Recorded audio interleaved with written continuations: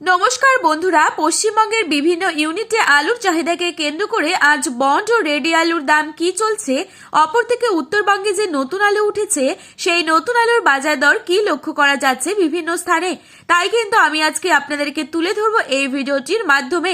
ভিডিওটিতে নতুন এসে থাকলে অবশ্যই চ্যানেলটিকে সাবস্ক্রাইব করে পাশে থাকা বেল আইকনটিকে প্রেস করে রাখবেন এবং বর্তমানে আপনি কোন জেলার আলুর বাজার দর সম্পর্কে জানতে চান সেই জেলার নামটি ভিডিওর কমেন্ট বক্সে লিখে জানাবেন।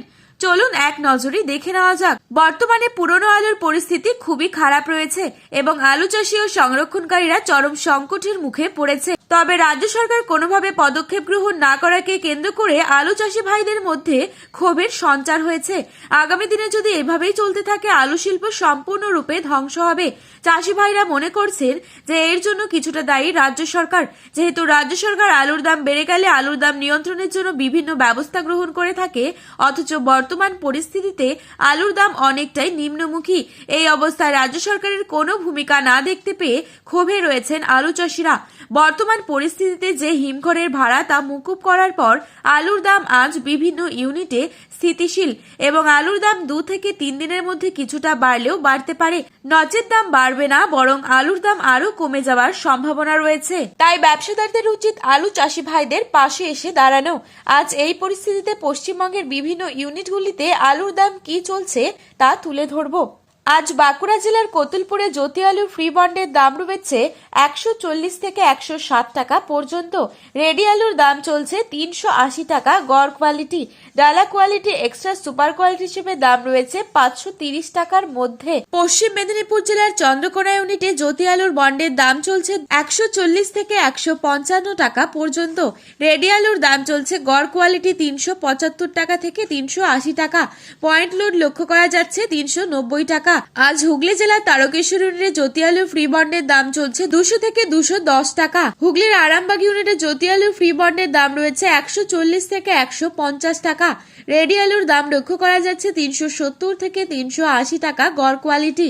পশ্চিম মেদিনীপুর জেলার শালবনী ইউনিটে জ্যোতি আলুর ফ্রি বন্ডের দাম রয়েছে 150 টাকা। হাইয়েস্ট কোয়ালিটি লো কোয়ালিটি 140 টাকা।